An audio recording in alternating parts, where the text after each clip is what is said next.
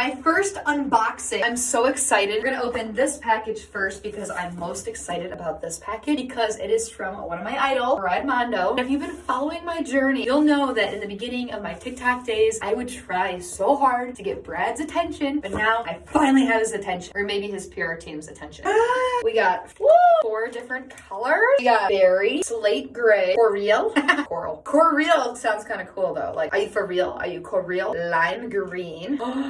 Smells good. This is a pretty color. It kind of matches my eyeliner. Maybe I should put some streaks in my hair with that coral. This next package is from Neon Cowboys. The box is so cute. So I'm not gonna like do these right now because I'm gonna use these at my SpongeBob rave that I'm going to. Look at it. It's like this little star. So it's gonna like go on my cheek and it's gonna light up. This next package is from Irresistible Me. They do hair extensions. Okay, look at how cool this packaging is. The Rhyme hair sample.